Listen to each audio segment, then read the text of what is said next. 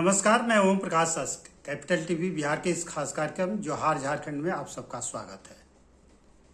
हम लोग आज बात करेंगे, कल अमित शाह आने वाले हैं।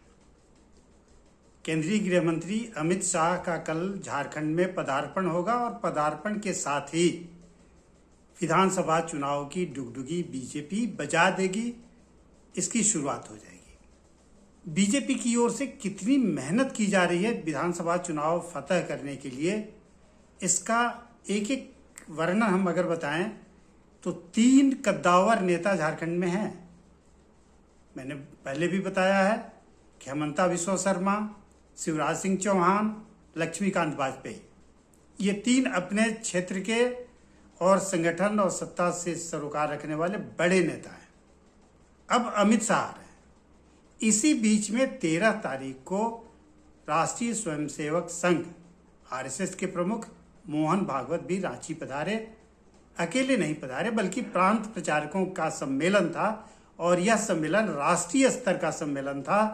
रांची में हुआ, देश के दूसरे किसी हिस्से में नहीं हुआ। अब कोई कहे कि चूंकि झारखंड में चुनाव हो रहा है इसलिए मोहन भागवत यहाँ आए, लेकिन सच इतना ही नहीं है। यह एक सच है, मोहन भागवत ने जानबूझकर ऐसी योजना बनाई होगी कि चुनाव तो महाराष्ट्र में भी हो रहे हैं, चुनाव हरियाणा में भी हो रहे हैं, चुनाव जम्मू कश्मीर में भी होने वाले हैं, लेकिन झारखंड में क्यों, ये कार्यक्रम झारखंड में क्यों रखा गया? दरअसल बीजेपी की जो स्थिति लोकसभा चुनाव के दौरान हुई है और बीजेपी को जो बड़ा नुकसान हुआ है झारखंड से लेकर पूरे देश में, अब उससे निकलने के लिए संघ की ओर से भी कोशिशें शुरू हो गई हैं, यह संकेत तो मिल रहा है। और सबसे बड़ी बात कि जब भी हाल के दिनों में 1 महीने में 2 महत्वपूर्ण बयान आए मोहन भागवत के, हालांकि ये प्रसंग से इतर है, मैं झारखंड की बात कर रहा हूँ, लेकिन प्रसंगवश का जिक्र मैं कर दूं कि मोहन भागवत ने 1 महीने 1.25 महीने के अंदर 2 महत्वपूर्ण भाषण दिए या बयान कहें, 2 महत्वपूर्ण बयान दिए उन्होंने। उसमें एक था कि सत्ता चलाने वाले को या काम करने वाले को, उन्होंने सत्ता शब्द का इस्तेमाल नहीं किया, लेकिन आगे जो इलेबोरेट किया उसमें मणिपुर की घटना का जिक्र किया और भी समस्याओं का जिक्र किया। और इसी के साथ उन्होंने ये कहा कि काम करने वाले को कभी भी अहंकार नहीं पालना चाहिए। लोगों ने जो समझा वो ठीक समझा होगा, इसमें कोई गलत बात नहीं है, क्योंकि जो मौका था 4 जून को चुनाव परिणाम आए थे लोकसभा के और 10 जून को नागपुर में उन्होंने यह बयान अपने सम्मेलन में दिया था।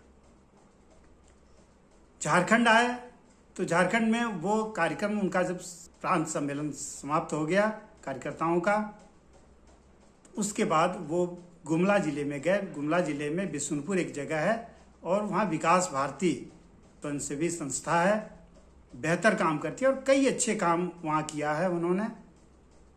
उसे देखने के लिए वहाँ गए और वहाँ जाने के बाद कल उन्होंने जो बयान दिया, एक बार फिर वह बयान चर्चा का केंद्र है। चर्चा ये है कि उन्होंने जो बयान दिया उसमें कहा कि काम करने वाला आदमी सबसे पहले सुपरमैन बनता है।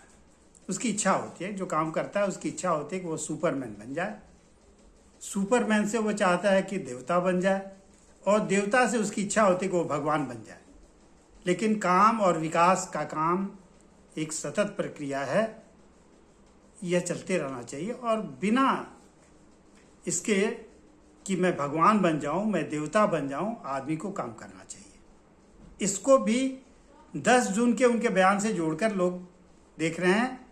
और कांग्रेस का तो सीधे सीधे यह कहना है कि जो मोहन भागवत ने बयान दिया है उनका सीधा इशारा नरेंद्र मोदी की ओर है। भले उन्होंने उनका नाम नहीं लिया, लेकिन इशारा उनकी ओर है। बहरहाल प्रसंगवश ये चीज़ें आई। अमित शाह कल आ रहे हैं। अमित शाह आएंगे कल 1:30 बजे दिन में रांची पहुंचेंगे और रांची में 26,000 कार्यकर्ताओं को वो संबोधित करेंगे। बीजेपी के वो कार्यकर्ता होंगे और उन्हें सिखाएंगे कि कैसे चुनाव में, विधानसभा के चुनाव में किला फतह करना है। वो जीत का मंत्र देंगे, उत्साह बढ़ाएंगे और लोकसभा चुनाव के परिणामों में जो चीज़ें हुई हैं, जो जैसे परिणाम आए वो संतोषजनक तो नहीं थे। उसके लिए हो सकता है कि वो सांत्वना भी देंगे।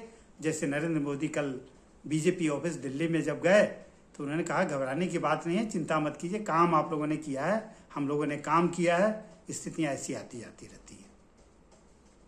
तो मुझे लगता है कि अमित शाह भी इसी अंदाज में झारखंड में भाजपा के कार्यकर्ताओं को संबोधित करेंगे, उनका हौसला बढ़ाएंगे, उन्हें जीत का मंत्र देंगे और इसी के साथ झारखंड में खुलकर बीजेपी का चुनाव प्रचार शुरू हो जाएगा।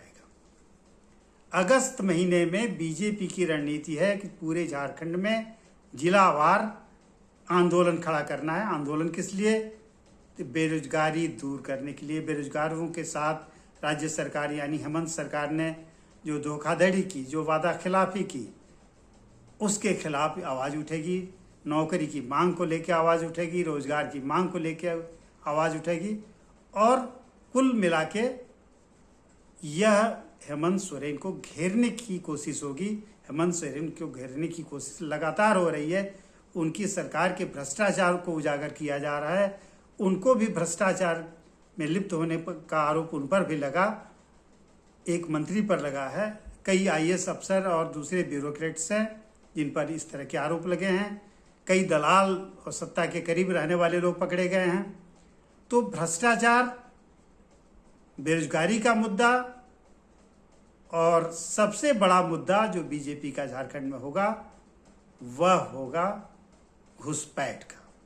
घुसपैठ पर हाईकोर्ट भी सख्त है। झारखंड हाईकोर्ट ने कल ही सुनवाई की है और सुनवाई के बाद जो हलफनामा, पिछली सुनवाई में हाईकोर्ट ने कहा था कि जितने उपायुक्त हैं, उपायुक्त यानी दूसरे राज्यों के कलेक्टर, जितने उपायुक्त हैं वो एफिडेविट दें कि उनके यहाँ क्या स्थिति है घुसपैठ की।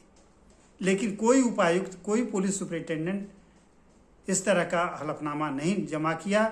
जमा किसने किया? तो डीसीएलआर ने और उसी समकक्ष दूसरे अधिकारी जो थे उन लोगों ने जमा किया, जिस पर हाईकोर्ट ने नाराजगी जताई और कहा कि अगली बार डीसी से नीचे कोई भी पदाधिकारी इस तरह का हलफनामा न दे।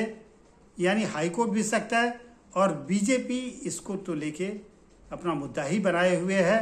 बार बार बीजेपी कह रही है कि घुसपैठ हो रहा है और इसी की वजह से आदिवासी लड़कियों को बहला फुसलाकर मुस्लिम जो घुसपैठिए हैं वो शादी कर रहे हैं, उनके आधार कार्ड बन रहे हैं। और एक लंबी फहरिस्त भी उन्होंने जारी की जिसमें बताया कि संथाल परगना के जो 6 जिले हैं उनकी हालत क्या है। उसमें बताया कि पंचायतों में मुखिया तो आदिवासी हैं, इसलिए कि वो पंचायत आरक्षित है, लेकिन उनके शौहर का नाम मुस्लिम दिख रहा है। ये कैसे हुआ? 1 हो तो चलेगा, 2 हो तो चलेगा। सीरीज में 10, 12, 15 लोगों की ये लिस्ट है जिसको बीजेपी लेके घूम रही है या अपने लोगों में बांट रही है। तो यानी कल से भाजपा का चुनावी अभियान बिहार में तो अभी अगले साल होना है, लेकिन झारखंड में कल से ही शुरू हो जाएगा और अक्टूबर के अंत तक संभवतः चुनाव भी हो जाए तो कोई आश्चर्य नहीं, क्योंकि चुनाव आयोग जिस तरह की तैयारियों में लगा है उसमें यह उम्मीद पक्की है कि अक्टूबर तक चुनाव हो जाना चाहिए। इस पर आपत्ति भी है राज्य सरकार की, यानी झारखंड मुक्ति मोर्चा और उसके सहयोगी दलों की, लेकिन चुनाव आयोग अपने हिसाब से काम करता है। वो एक स्वायत्त संस्था है, वो जब चाहे अपना करा सकता है। अनुकूल समय तो हो ही गया है, 1-2 महीने आगे पीछे। तो मुझे लगता है कि जो सूचनाएं मिल रही हैं कि हरियाणा, महाराष्ट्र के साथ ही झारखंड का चुनाव होगा और उनके चुनाव चूंकि अक्टूबर के आसपास होने हैं तो यहाँ भी अक्टूबर में चुनाव हो जाएगा। तो कल फिर अमित शाह के आने के बाद हम लोग बात करेंगे। तब तक के लिए नमस्कार।